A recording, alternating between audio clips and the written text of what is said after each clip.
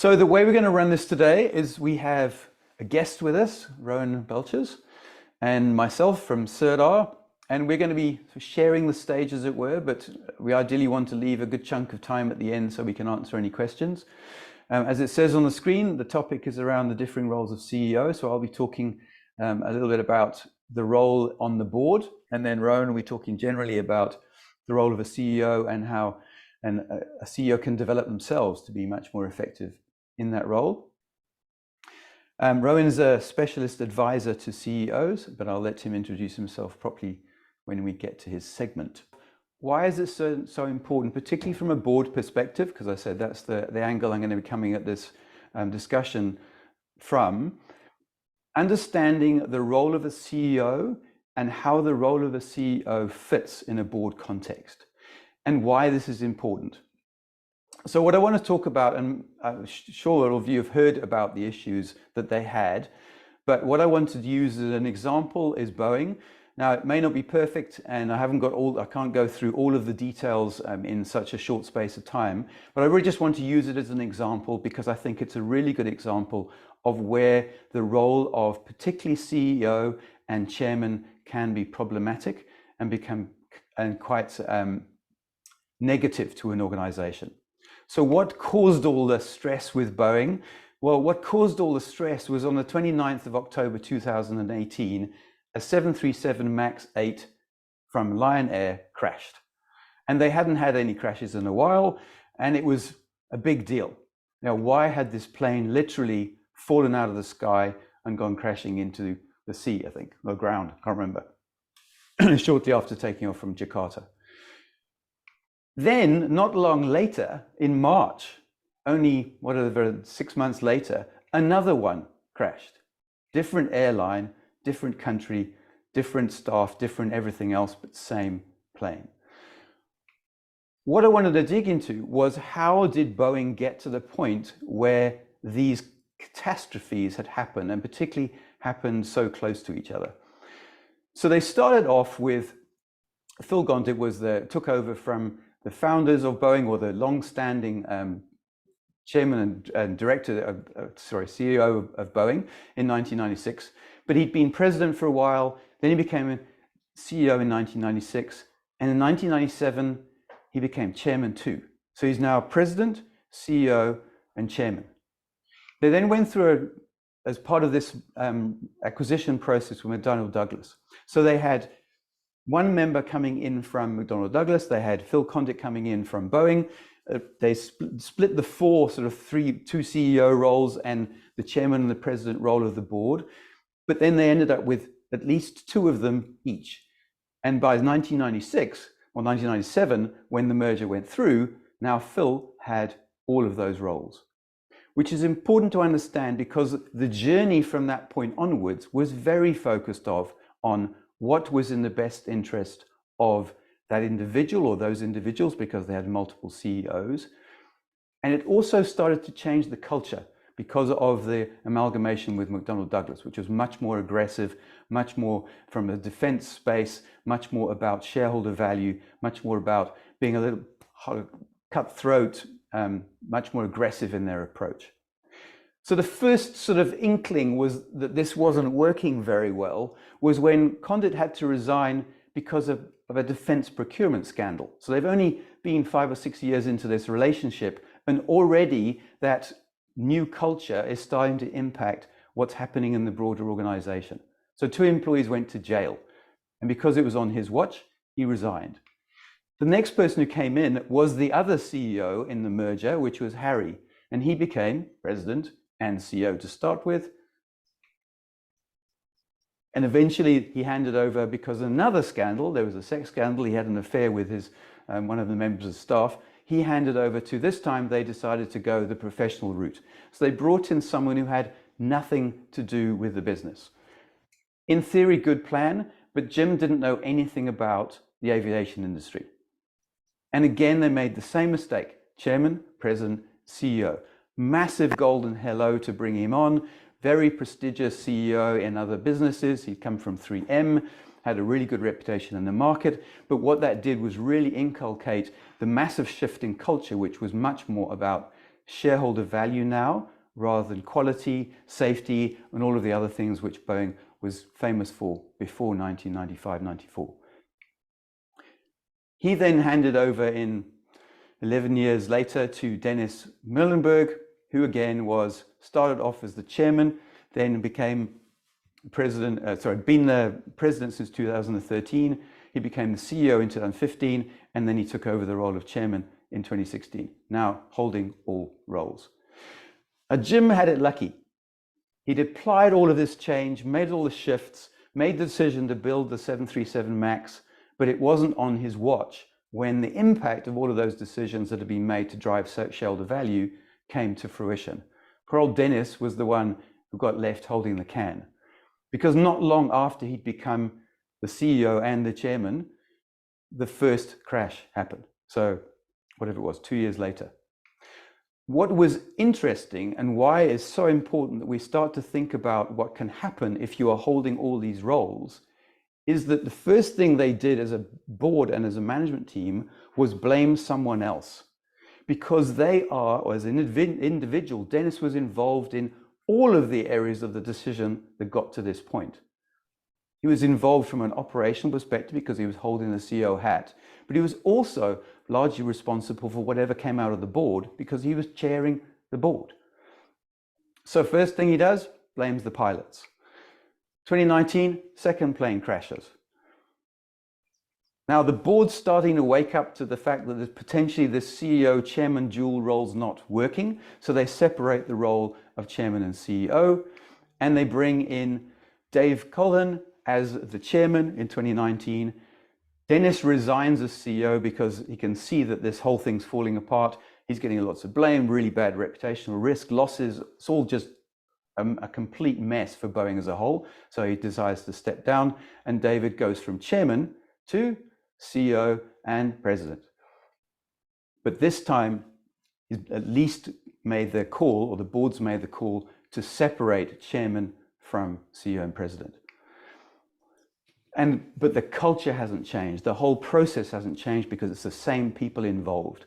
David had been a director since 2019. He apparently was still independent enough to be called the lead independent director in 2018.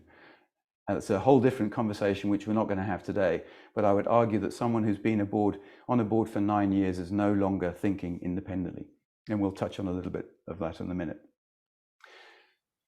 But again, he takes on that culture of blaming the pilots again, instead of the board holding the management accountable, which is the CEO, to actually make sure they've made the change they should and then act on them and move that person out or on if they're not implementing what the board's strategy is. So you're not getting that split. You're not getting that accountability. You're not getting the strategic look and the look at the reputational risk that the board should have been holding, and then making sure that the CEO is delivering on whatever they're supposed to be delivering because it's the same person leading both teams. So they had working together, moved to shareholder value only. They moved the head office, again, thinking of who was in charge at the time. What they wanted to do was move to a more conducive place. They moved into a fancy office, but it was 1,700 miles away from the production. And as various commentators said, at the moment, Boeing's leadership decided to divorce itself from the firm's own culture. This is major. This is significant. This is catastrophic when you think about it. But if you've got all of the hats, you can't necessarily see it because it's far more in your best interest to do all of these nice things. They asset stripped. They took shortcuts in quality to boost shareholder value. And the shareholder value went significantly up. But all of these things started to come home to roost when the first plane hit the ground. So a significant drop in innovation. And we can see part of the problem of this change of culture was you went from very solid CEO tenures to 5 different CEOs in the space of 10 years. And the fact that they were all, in that period, president and or chairman and CEO. So the impact. Now, of course, it's not directly linked to the fact that the CEO was also the chairman, but it's definitely a massively contributing factor. The impact was $20 billion in fines, compensation, legal fees, indirect costs of another $60 billion, from the 1,200 cancelled orders. Revenue dropped from 100 billion in 2018 to 58 billion in 2020, and they laid off 30,000 workers in 2020 alone. So starting to think about why it's really important that the CEO role is held separately from the board, and when serving on the board, it's a different way of thinking. It's a much more strategic way of thinking, much more of an accountability kind of thinking, rather than it all being the same people, all involved with all of the different areas and all looking after each other and covering each other's backs.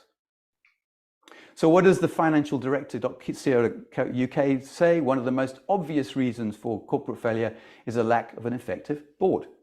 There's no question that Boeing must have had an ineffective board. There were just too many mistakes made over too long a period for them to have stood on a pedestal and said, no, we've had an effective board. Too many of the same people just rotating to the different positions.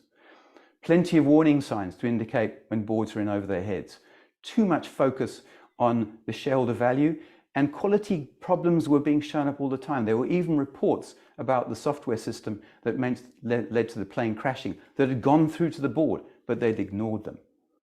So clear limitations, absence of experience in the core business. We had, for 10 years, we had a chairman who had no understanding or knowledge of how the aviation business worked. He came from somewhere completely different. And we need to make sure the independent directors hold senior executives to account. And it repeatedly paves the way for collapse. So what makes an effective board? Let's move on to something that we can start building on and we can talk about. And this is, I suppose, it leads into a lot of what we want to try and do in terms of CEO development. So really effective boards, open, honest with each other, and appreciate the task is to scrutinize and ask hard questions. So we need to be working as a team in a board.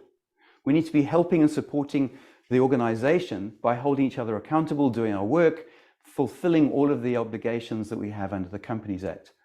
This cozy golf club boards where everyone is chummy and sees eye to eye tends to be disastrous. We need to be able to hold each other accountable. We need to ask tough questions. We need to be different in the way we think, the way we've been brought up. There needs to be some diversity in that team.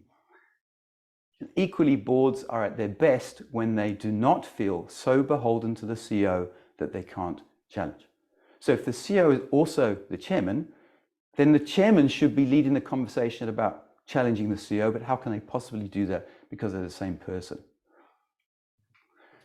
And an ineffective board, so this is far too true still, an ineffective board is full of men who all went to school together, studied the same subjects, and broadly see eye to eye on everything.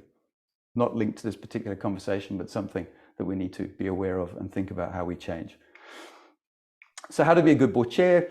So this is where the problem's really shown up, is in the S&P 500, so it's much more prevalent in America. But half of the chairs S&P 500 in, this was 2018, I think it was, are double up as the company's chief executives and the chairman. By the close association with the two positions creates problems. It's difficult for a board led by the CEO to serve as a check on that CEO, so we've just mentioned that, which is precisely why after the corporate scandals of the 90s, there was also VW as well, early 2000s, more companies began separating the roles. So it's starting to happen, but it's still a bit slow. This is the critical piece though. The chair is responsible for and represents the board, while the CEO is responsible for and is the public face of the company. Now that's not necessarily true if you're using the managing director role, and if you're not a listed company, we don't necessarily seem to see the MD as the public face, but they definitely need to be responsible for the operations of the organization. And the crucial distinction makes the chair's job very different from the CEO's. So 3 hats.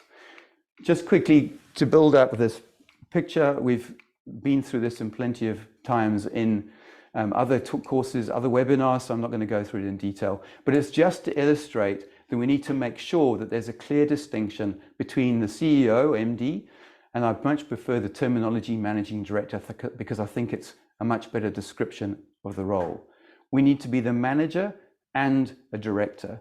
We need to bring that combination to the board. So the board is a team of equals. The big distinction is that shareholders have a relationship with a company which tends to be selfish because they want a return on investment, they want a growth in capital value. The board has to be seen as selfless relationship with the company. We need to be doing everything in the best interests of the company. So you need to lead that team in a different way from the way you're leading the management team. It's a different environment, it's a different ecosystem, because the management role is much more of a two-way street. We have a contract, we have specific deliverables, we have things we need to deliver selflessly because that's what's part of our role. We have a contract. But if we're not getting the bonuses we want, we're not getting the salaries we want, we're not getting the opportunities we want, then we tend to kick into selfish mode quite quickly. So the management of the business, the operations of the business is much more of a combination of the two. But we have to make sure and do everything we possibly can when we're in the boardroom to be thinking selflessly. So the more roles we have in the room, the more difficult that is to be. So we want the managing director to be that conduit, that communication channel between the board and operations. So bringing up any issues, opportunities, risks to the board because the board doesn't necessarily know what's going on in detail operationally. And then likewise, once the board's taken a decision without voting, but by consensus, we've got agreement amongst everyone, that's the way we're going to go. Then the MD's job is to hand that decision down and distribute it through the operations so you can move the organization forward. It's next to impossible if you've got blurred lines and if the CEO is trying or ends up dominating the conversation in the boardroom. We need to make sure that all of the perspectives are heard. All of the people sitting around the boardroom table are adding value. So another way of representing it is just to think about the fact that there is definite separation between shareholder and manager, and it goes through the board. So the shareholder is investing for return. The directors, the board need to champion the promise of the organization, drive the strategy, and then management brings it to life. This is a juristic person. A business is a juristic person. It's a body, but it can't move unless it's got people involved in making it move. So we need to make sure we've got a distinction about who's making it move and who's telling it where it should go. The other part, which is often not set up well, and particularly if you're holding the same roles, it's impossible, is the relationship between chairman and managing director. I've just come out of a pre-board meeting earlier today, and it's building that relationship between the managing director and the chairman as the captains of two teams working together. And as a chairman, I need to understand how best to support the managing director or CEO in their role so that we can get the best out of the team below them, the organization as a whole. So we need to work together, but I need to be in the person who can challenge the managing director if and when it's necessary, because the board should appoint the managing director and hold the managing director accountable. So this is a chairman as a leader of equals. As I said, it's a circle. We are equals. We only have one vote each. We need to come to consensus as far as possible. Managing director is that direct report of the board who then passes things down to the rest of the organization. So what does it look like? You've got exec directors, non-exec directors, and the chairman should be under that independent non-exec director slot wherever possible. And founders and other people who aren't actively involved and have a contract with the business would slot under non-exec directors if they're not truly independent.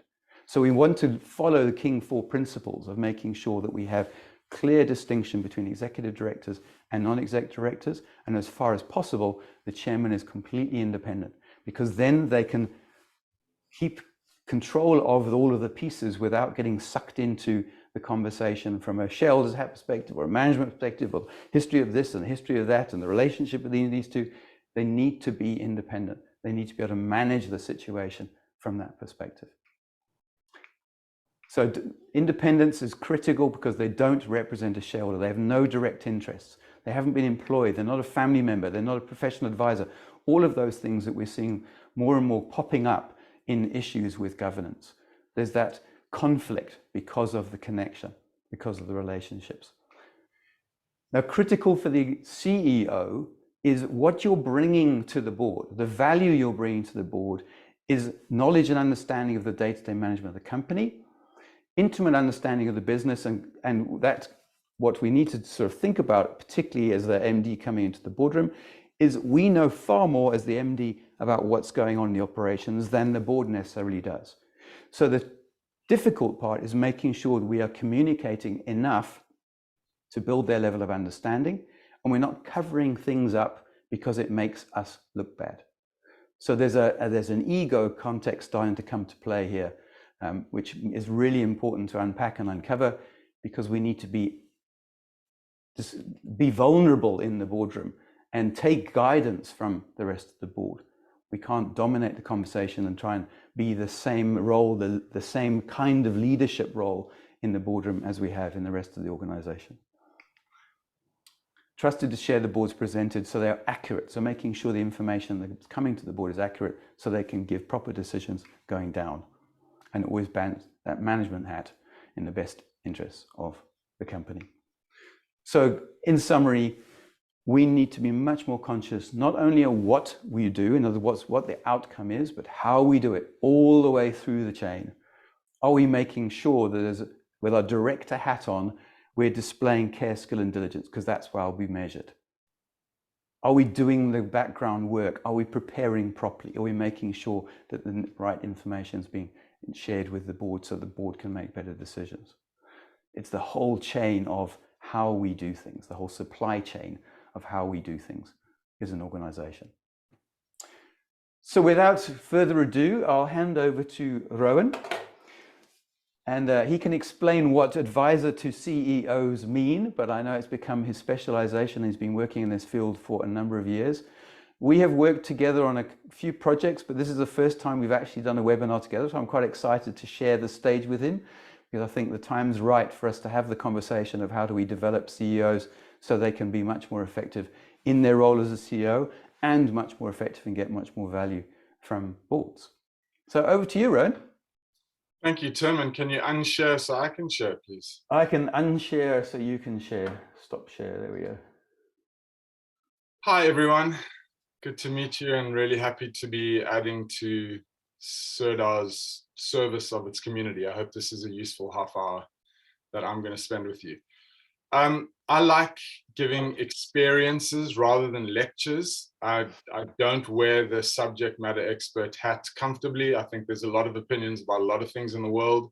I'm going to present one to you today for your consideration, but I don't position it as gospel by any means. So for the next half hour, we are going to go through some headline points that are positioned in a really palatable way, and then we're going to talk a little bit. So you're not going to be spoken at. I really would like to engage with you, but there are some key points, key concepts to share up front. It's so wonderful. I obviously, doing what I do, I really love learning and teaching people and being taught myself. Even though we've got a short amount of time, this is ample amount of time for something transformative and significant to happen to you or for you. So open up that possibility here. This isn't just another piece of content. It's been pretty highly curated. It could be really useful for you. So just make sure your sluice gate is wide open so that your learning can take place in the next 10 or 15 minutes, which is all I'm going to do, and then we're going to talk. Okay, so here we go. Try and just right size my slides so that you can see me and Tim rather. It's not all about the slides. These slides have one idea on them each. That's it. So it's not about the visuals, it's about the conversation. So just right size everything on your screen. As Tim said, I advise CEOs. Why do I do that? I love the CEO position because of the leverage it has. And I'm attracted to the CEO position because of the complexity that it holds. It is a really, really hard job to do nowadays. It's almost impossible to do on one's own because the breadth and the range of knowledge is just too wide. So my role is to help fill the knowledge gaps of CEOs that they might not be able to fill on their own. I really, really love my work.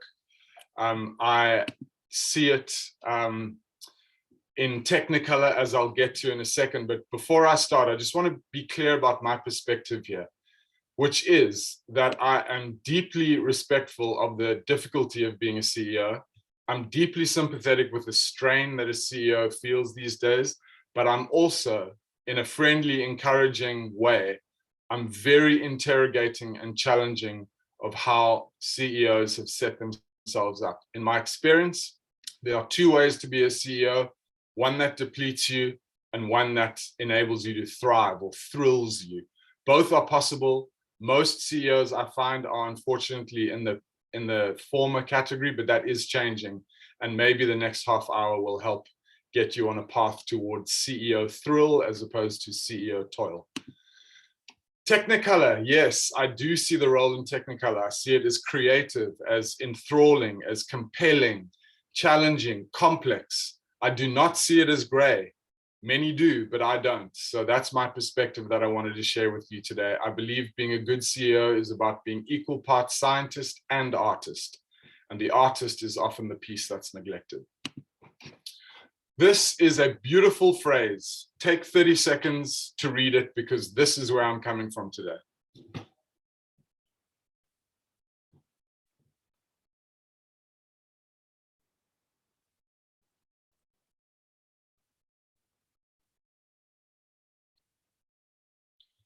I draw your attention to the very last sentence and the fifth word in that last sentence, which is craft.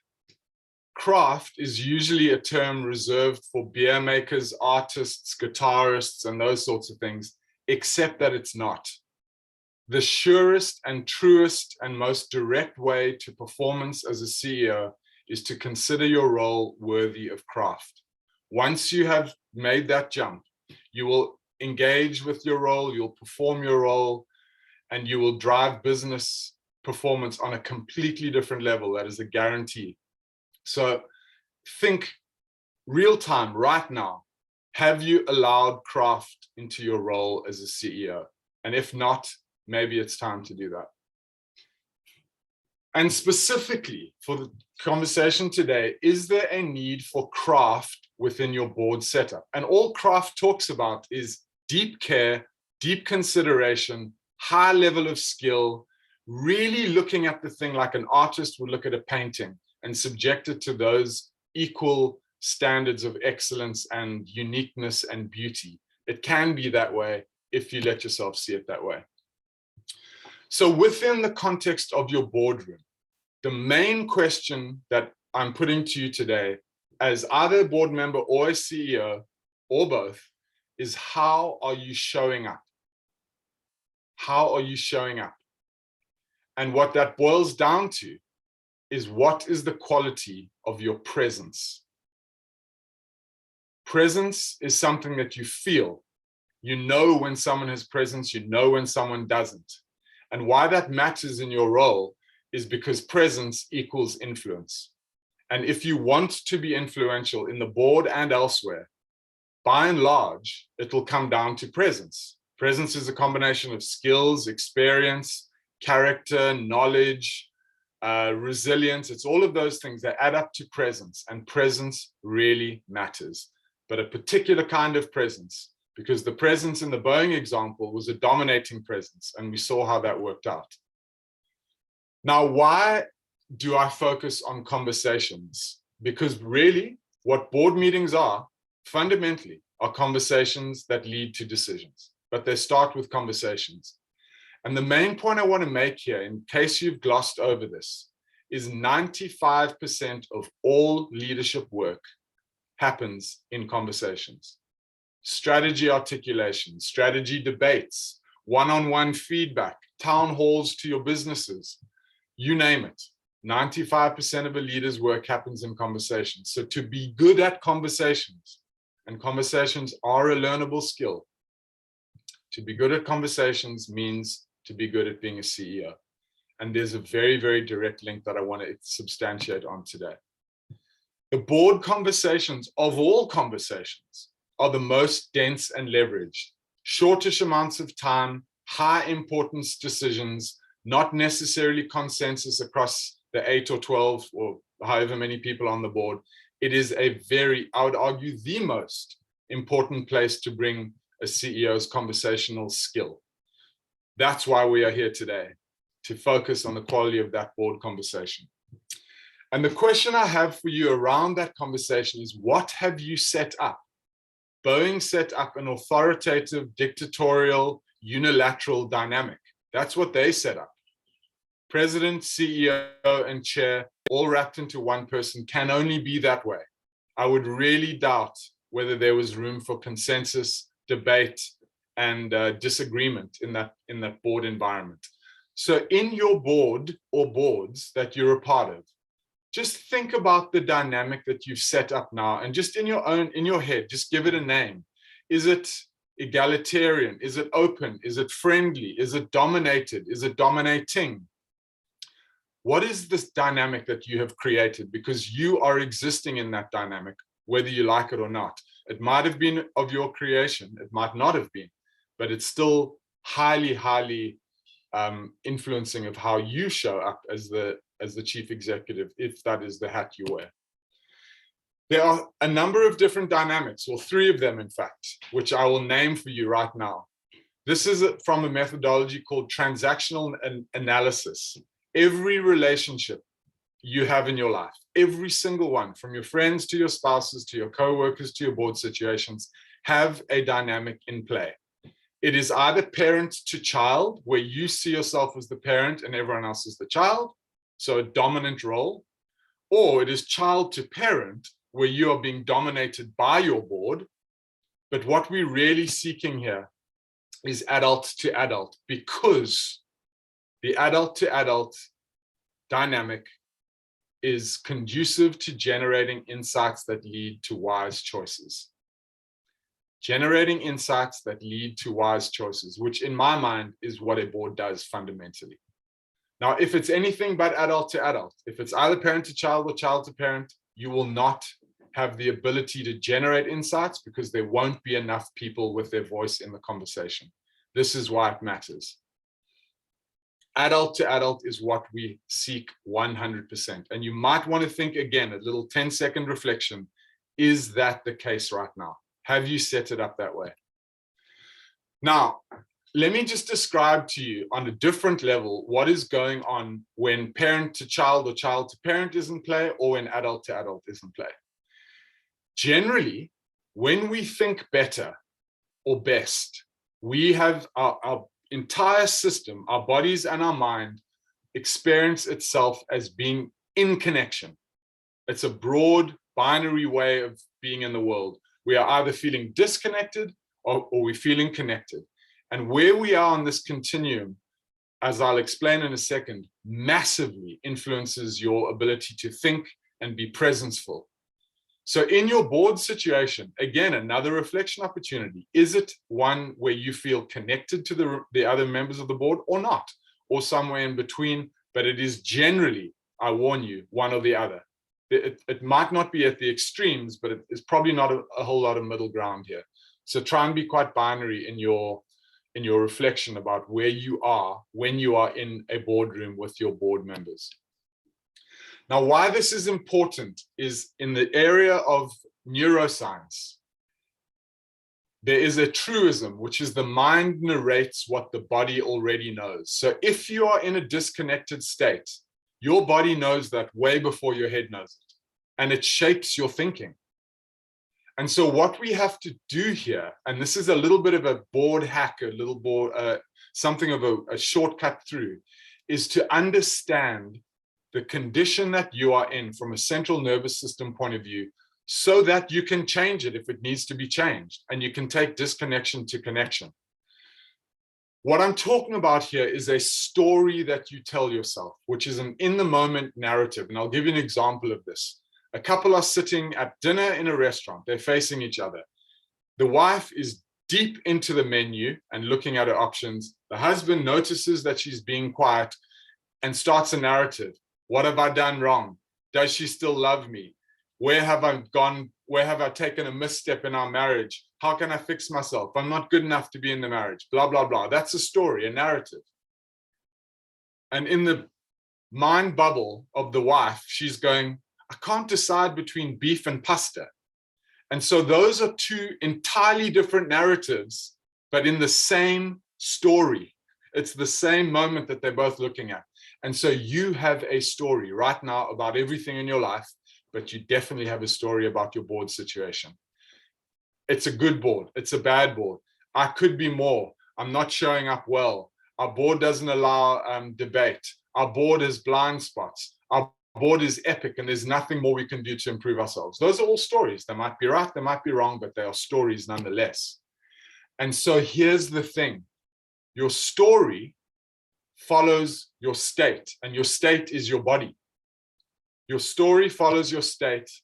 And so I'm encouraging you, and this might come out of left field as a way of improving your boardroom performance, but if you're going to show up in these dense leverage conversations, you need to befriend your central nervous system. And now what that means is basically everything in the spinal territory below the brain, that is your body. And your body is feeding messages to your brain. But it's not probably how you think it is. Because what actually is happening is 80% of the thoughts that occur to you are coming from your body up the vagus nerve into your brain. So if you are sitting there tensed up, worried, feeling like you're going to be attacked, or if you're sitting there as a dictator and trying to do everything you can to quell conversation and get your own way, I can guarantee you that your body is in a tense, disconnected state. And what that does is it affects 80% of the thoughts that you generate. And the thoughts are everything in these conversations. Do this, don't do that. Choose this, don't choose that. Hire that person, don't hire that person. Pay a dividend, don't pay a dividend. Those are all thoughts and choices. And they're coming from your body. Very, very big insight here that I hope you appreciate the magnitude of. So what does that mean? If you are in parent-child or child-to-parent, your central nervous system is constantly provoked. And that is not good for leading, and it is not good for presence. And remember, presence is your shortcut to influence. So this is a big deal. And the use of neuroscience in business is going through the roof because it is proven. There's nothing behaviorally about it. It is proven with data what happens to a thinking quality in the presence of peacefulness or provocation. And so it really should be, in my opinion, a part of your CEO craft that you pay some attention to. And so the question I have for you, and it's a challenging question at the end of my download here, which is just about to cease, is what is really going on in your boardroom? What's really going on? Away from the corporate speak and maybe a dry description of how you describe your board, what's going on below there? How is it set up? Who's dominant? Who's not? Because that is going to be a primary shaper of getting you what you want. Have you ever given yourself permission to say, actually, my board setup is not what I want. I want this. The business needs that. We need a different setup, fewer people, less people, different profiles, different kind of conversations, different board cadence, different length of board meetings, different preparation for board meetings. It all goes into the same pile. What do you want? And have you given yourself the permission to set it up that way? And specifically, the most direct question of them all today is, do you feel you should recontract your board? And I don't mean that in a legal contract way. I mean that in a changing of the agreements around how a board operates. That's really what's on tap in terms of the killer question today. Should you recontract your board? Okay. Let's draw a dotted line under that. I want to give you 2 minutes to bank the most important takeaways. Just in silence. No one's going to talk. Well, I'm not going to talk. Just for 2 minutes, think back over the last 15 minutes. What is important to bank? It probably won't be more than 1, 2, or 3 major thoughts. Do that for 2 minutes and we'll come back online after that.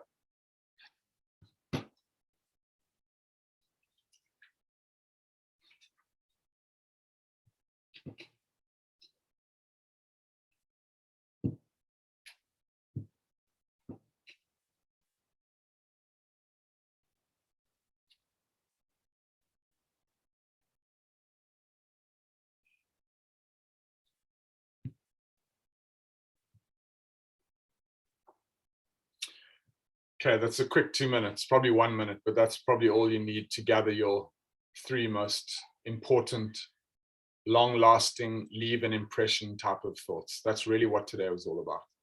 Tim, I'm going to go off here, and I would love you to moderate this conversation of Q&A and just getting a little dialogue amongst the group here around what might be important and what's useful to talk about. And I think, by the way, for the audience, Tim and I are both going to be in this Q&A. It's not all about my opinions here. Tim and I will share the questions, and the appropriate person will answer them. So I'm looking at the attendee list. So put your hand up if you're willing to be allowed to talk.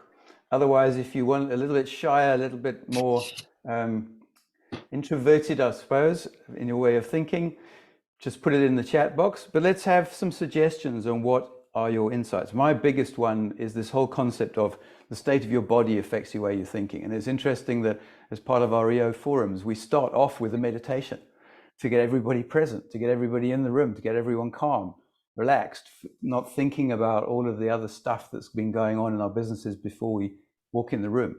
So yeah, maybe that's something I can actually think about from a board perspective. We just have a 1 minute meditation of some description just to get everybody in the room.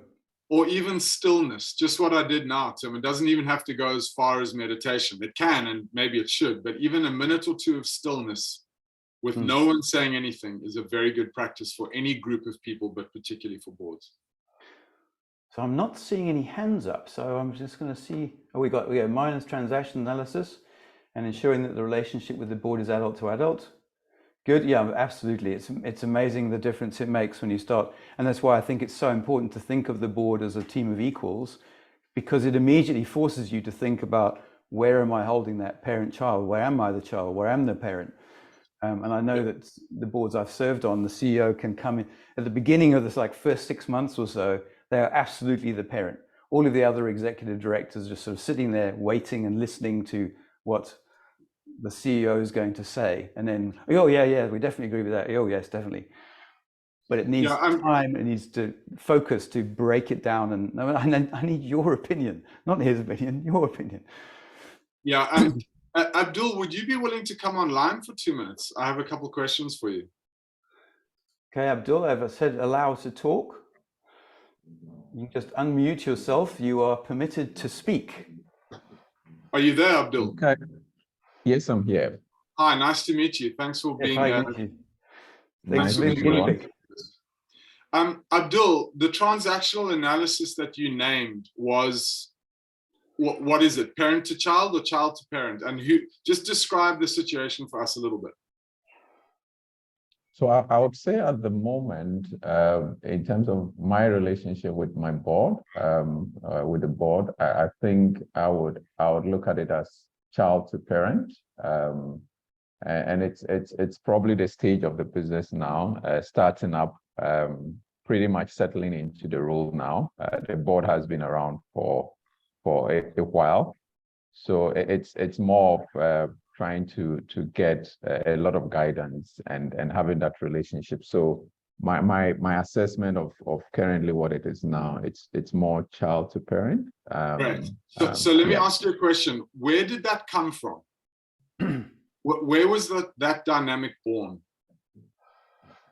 As I mentioned, I think it's more of the stage of the relationship. So pretty much settling in my maybe second month, and the board has been around for a while. So having to present the strategy to a board that sometimes you think probably understands the business a bit more, and the mindset of getting guidance from them to settle in, I believe could be a key contributing factor to this.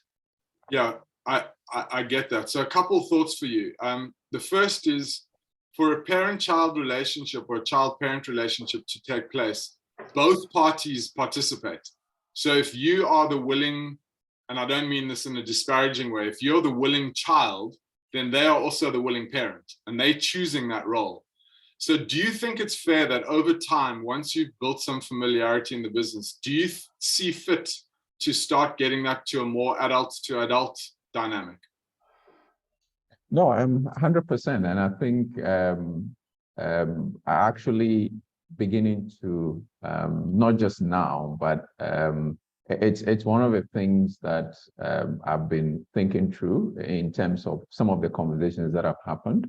And the unintended consequences of the relationship has been some board members having a propensity to micromanage, which is probably giving me a wake-up call to say, no, this cannot be the way to go about this. And that's probably why is this that jumped at me, because I'm beginning to see that the consequences of this relationship is kind of generating into some element of micromanagement, which shouldn't be the case. So definitely I would want to, as soon as possible, move the relationship to adult to adult.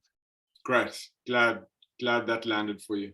Tim, there are some questions in the chat box, and there are also some questions in the Q&A box. I'm just there's so just looking at the chat box.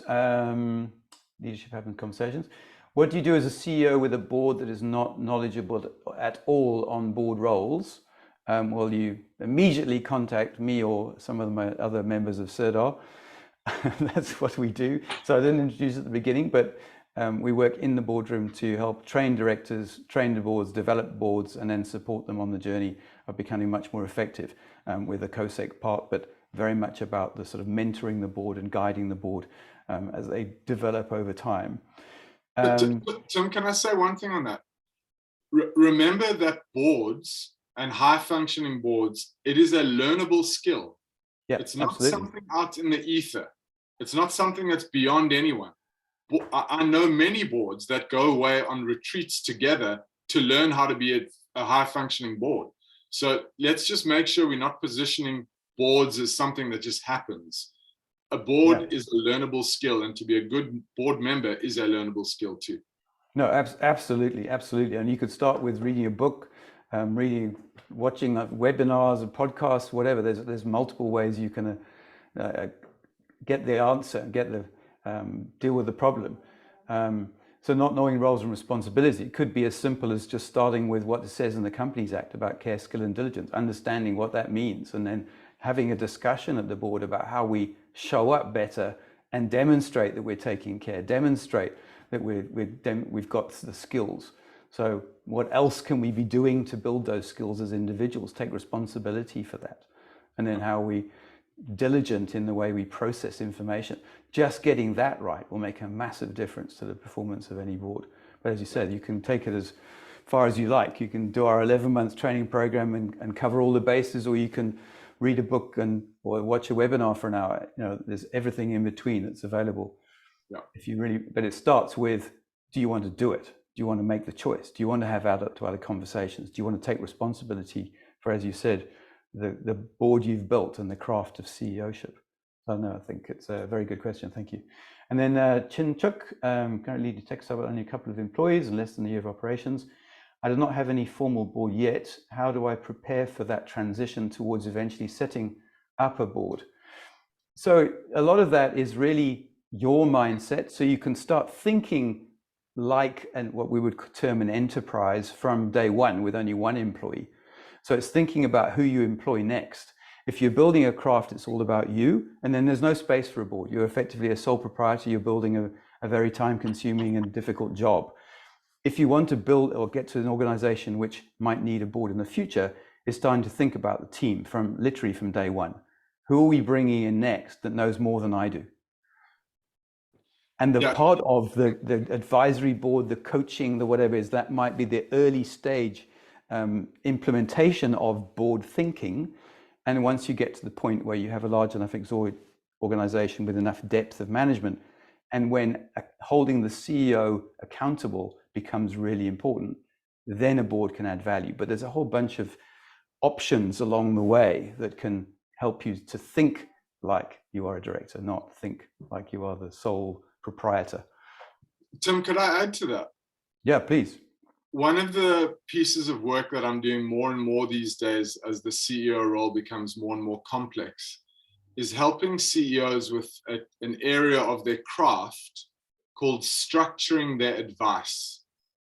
and it acknowledges that CEOs cannot know everything about everything these days. And so structuring advice can be, I've got a confidant, I've got a coach, and I've got someone who's been in business for 60 years and has seen it all. That could be it.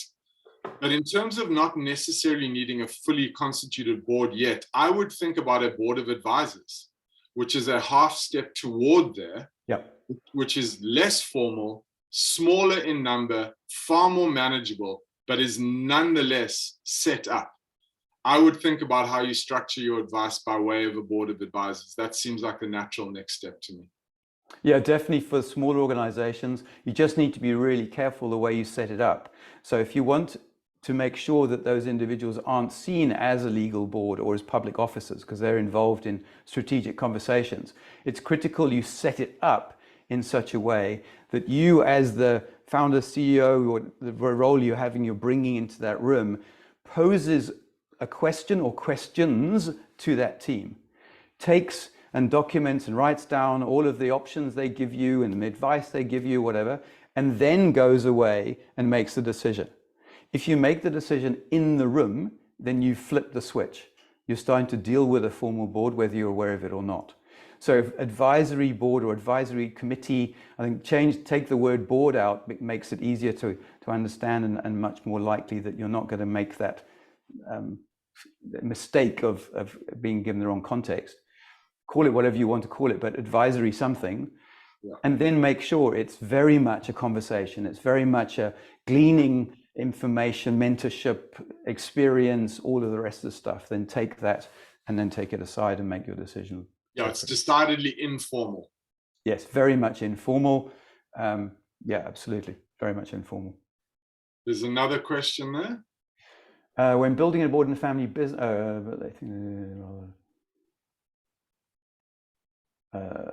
Bertie, is that leading on from, but they think they do, or rather have to, my view, whole brain thinking team is key. Yes, absolutely. Well, when building a board in a family business and you've started with an advisory board, started in mostly family, what's the best way to transition? So it's a choice. So the advisory board, you can continue with your advisory group. There's no reason why you must stop it. The choice is that the board must be able to think strategically and must be in a position of independence as far as possible, but be in a position to hold you accountable as the leader within that organization. So it's not always a good idea, in fact, it's seldom a good idea to have close family on a formal board because there's too many blurred lines. We're wearing too many hats. So try and avoid, if you can, have shareholders on the board. May be impossible depending on the setup of your business. Try and avoid having more than 2 executives on the board because otherwise it just becomes an exco. It's not a board. And then try and find independence, even if it's just one who comes in as maybe the chairman, to try and get you to think in a much more structured way and follow a particular process. So it's much more formal. Advisory should be much more informal. And it may not be the same people, and you might keep both of them because they have different purposes, different value adds. What would be the acceptable period for both director and chairman to serve on a board in order to maintain independent thinking? So it depends on the individual. The sort of rule of thumb is you typically try and do rotation after 3 years, or you put someone up for rotation after 3 years. Then it's a discussion about whether that person is still acting and thinking independently or they've become a bit too friendly and comfortable and serve for maybe another 3 years. I would advocate not to call someone independent if they've been on the board for more than 6, because you become too familiar with what's going on. You've been too closely involved in the decision-making process for an extended period to be completely independent. So it's independent of thought is the test. Any last comment from you, Rowan? No, I love it when people say no and then they comment. So I guess yes. I just appreciate the time to talk about CEOship. It is my utter mission in life to reimagine the CEO position on behalf of CEOs or with CEOs. So I hope this was one more little grain of sand on the anthill toward that long-term mission. Thank you for having me. Thanks for listening. Pleasure. Thanks, Rowan. Thanks for your time. Yeah, and I think from my perspective, the more we can do to help and support CEOs, which we know is a very lonely position, the better we can construct boards so that they take away some of that loneliness and give some support system, a place to ask difficult questions and have difficult discussions that they can't talk about anywhere else. That's what we want to try and achieve. We want to make sure that we're building much more effective businesses through guiding boards. So thank you, everybody. Thank you for your time. Really appreciate you being on the call with us.